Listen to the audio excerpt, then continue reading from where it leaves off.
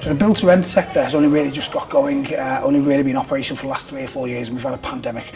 I think the key elements of where things have evolved is scale. We've now got communities that are 250 to 500 units large rather than 100 to 150. Second, we're creating spaces which are aspirational for residents to enjoy their lifestyle, not just in an apartment, places to exercise, to work from home, and to have some space outside of the apartment and be on your own, which is fantastic. And I think the other aspect is these spaces now creating, it's a place of employment, so we're able to give that really fantastic service, 24-hour concierge, maintenance, caretaking, on-site leasing and letting, so everything's within the building. Communities are essential for our health, our well-being and our happiness.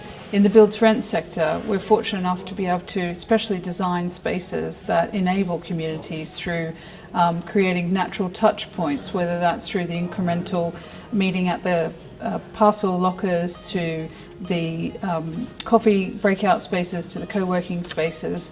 These are incremental touch points that enable communities to naturally facilitate and curate. MODA are a specialist developer operator of build to rent, and everyone was under the perception that build to rent was going to be for young professionals 25 to 35-year-old, but the reality is that it's all age groups, so everything from our youngest resident in Angel Gardens is 2 weeks old, our oldest resident is 86 years old, and we've got multi-generational families living in our scheme. So we've got everything from one-bed studios on level 1 to 3-bed penthouses on level 35 and everything in between. So it's trying to cater for that entire market and all age groups, young to old, and also within the spaces, it's trying to design spaces to be adaptable to suit all of those people as well. So everything from gyms to five-a-side football pitches and roof terraces to more quiet spaces for co-working and a library space where you can go and have a cup of tea and a chit-chat.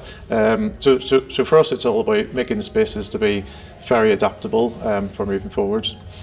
So build-to-rent schemes are future-proofing by adapting their space. So they're really looking at the space they've got. So we've got a studio at Vox that we can use for spin class, for cinema room, for dining, for a boardroom.